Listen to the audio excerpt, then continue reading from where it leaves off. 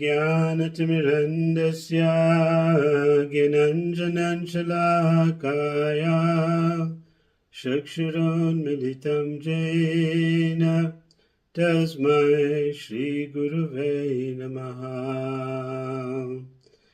जय जय श्रीकृष्ण चैतन्य गौरचन्द्र जय देव चन्द्र जय जय नित्यानन्द जय जय गदाधर जय श्रीनिवास जय मुकुंद वासुदेव जय हरिदास वंशकल्पतरुभ्यश्च कृपा सिन्धुभ्यश्च पतितनां पावनेभ्यो वैष्णवेभ्यो नमो नमः।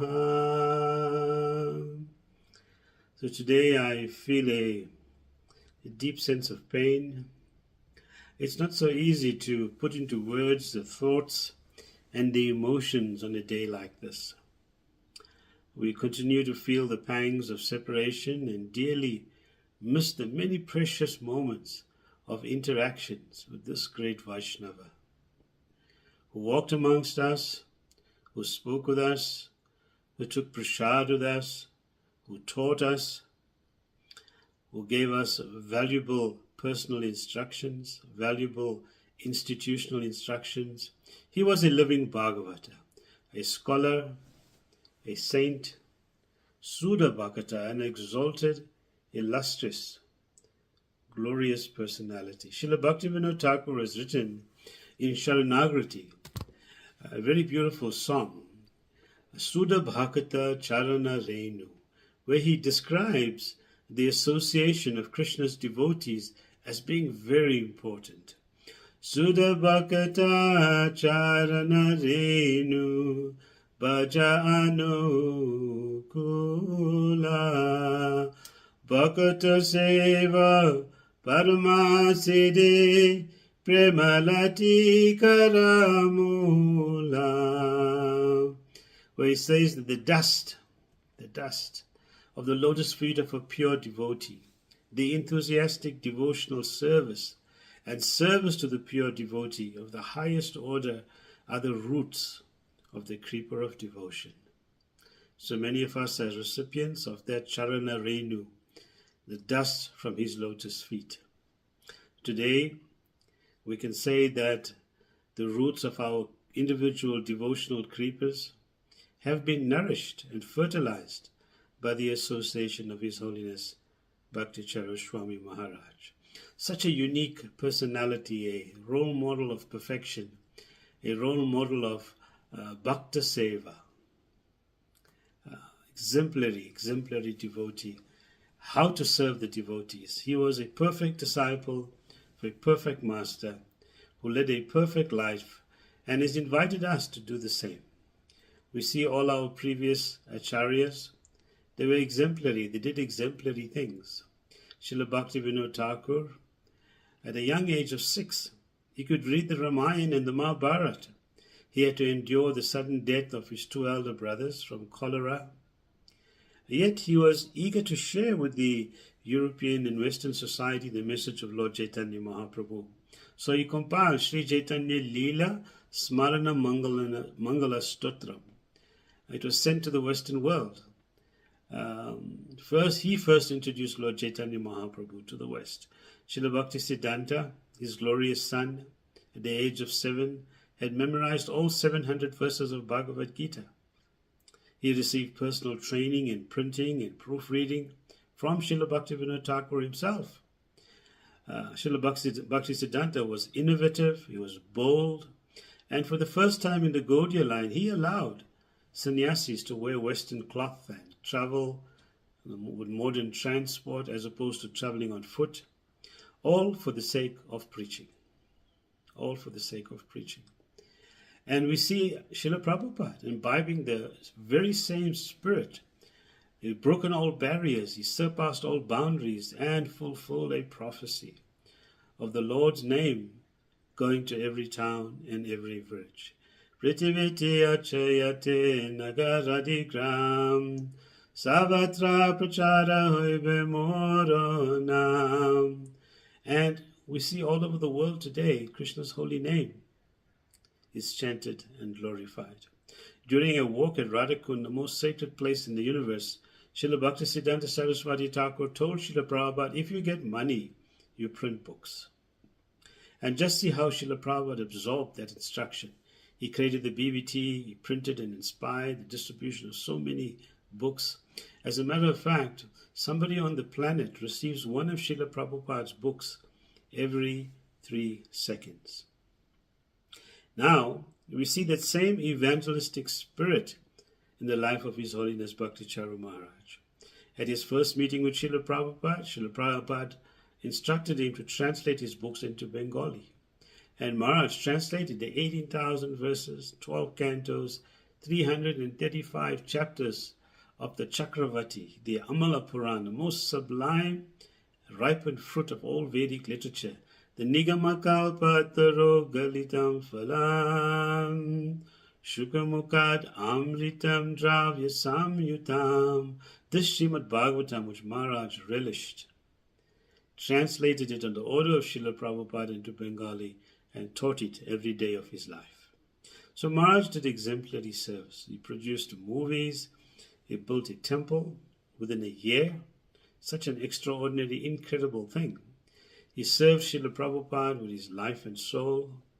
Srila Prabhupada unusually awarded Maharaj both Harinam and Brahman Diksha at the same time at the Gaur Purnima festival in 1977.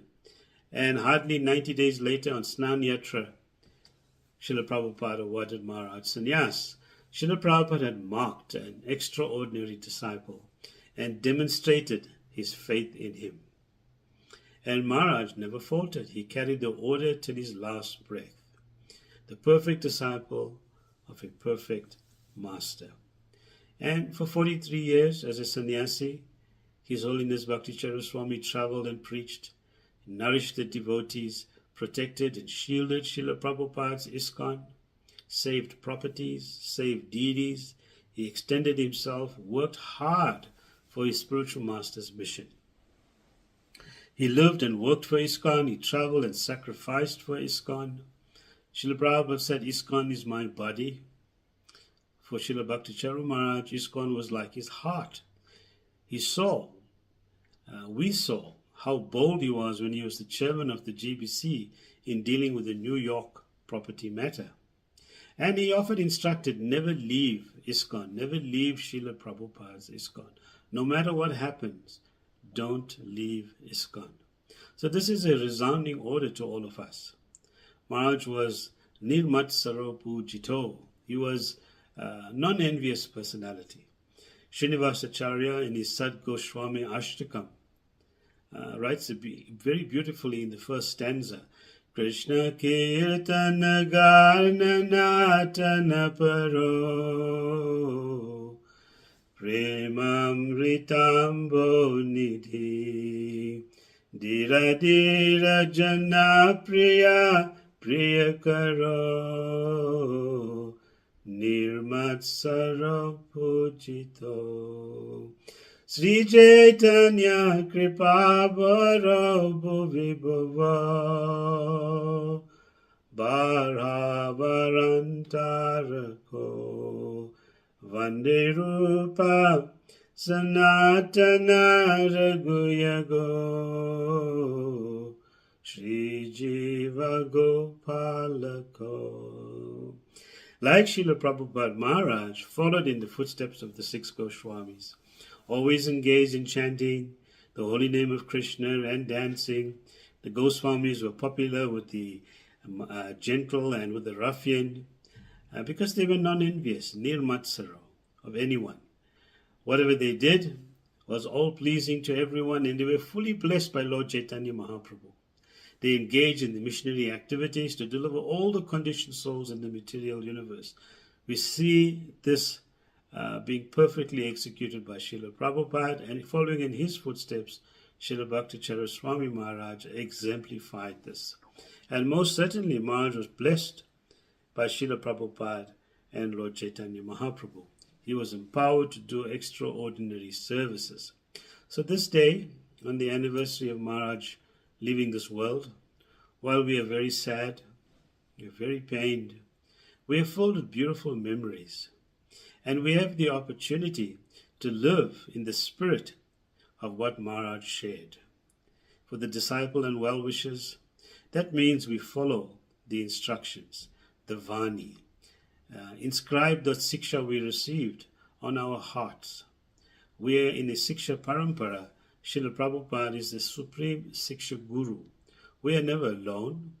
We are surrounded by well-wishers, by serious sadhakas, stalwart servants of Srila Prabhupada. We should seek this such association that will fortify us, keep us enthusiastic and fixed on the mission. That's why ISKCON is a safe house. That's Srila Prabhupada's special gift to each one of us. That's why Guru Maharaj insisted, never leave ISKCON. So let us stay stronger. Don't become weakened, thinking that Guru Maharaj is no more here, that we have no spiritual oversight, no spiritual accountability, no spiritual shelter. It's possible that the mind can start steering us in different directions.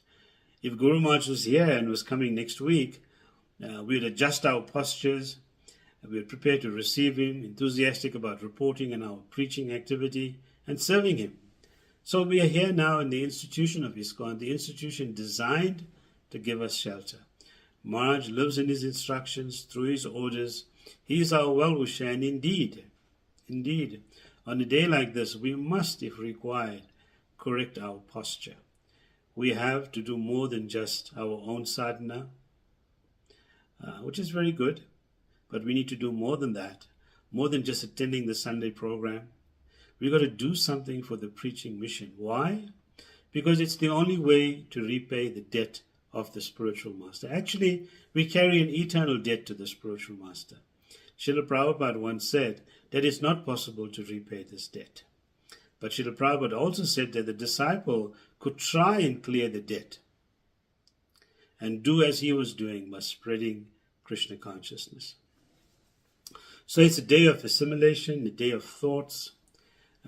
We get a chance to restate our purpose, reflecting on our duty, recommitting to our vows, correcting our spiritual posture, and if required, correcting our spiritual posture, and remaining in Guru Maharaj's service. Don't fade away, don't step out, don't be discouraged. Remain connected, remain united, help those that have stepped back. Lovingly hold their hands and bring them back into active service. Let's help preserve the memory of such a glorious spiritual master by remaining fixed on the ideals he had set, the examples that he had set. It's very possible that one could pull the handbrake on spiritual life in the absence of the spiritual master. So today allows us to again get into gear, release the handbrake, and do our part.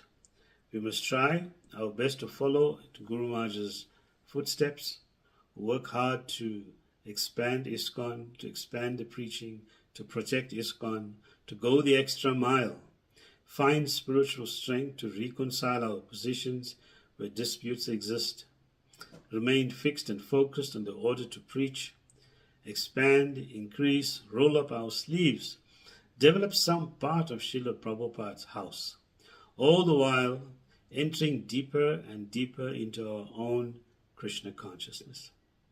Find a service we can do, hold on to that service till our very last breath. Like Guru Maharaj was courageous, he was bold, he was evangelistic. We too should be brave. Take risk for the service of the spiritual master. Take risk for the Sankirtan movement. Do everything in our power to fortify ISKCON and insulate ourselves from the glaring illusions around us. This is what following in the footsteps mean. Follow the example we got to see, the example we got to hear, the example we got to observe. Follow the example where we were eyewitnesses to Maharaj's daily activities. And all of these things are like flowers, a variety of flowers, beautiful colors, and aromas that can be threaded into a beautiful garland, worthy of being offered to His Holiness Bhakti Charu Swami Maharaj on this auspicious day. So let's offer such a garland to Guru Maharaj today. The garland of commitment, sacrifice, service, preaching, going the extra mile, and gratitude to the devotees, gratitude to ISKCON, gratitude to Srila Prabhupada, gratitude to our God brothers and God sisters, gratitude to all the Vaishnavas, and in particular, gratitude to His Holiness Srila Bhakti Charu Swami Maharaj.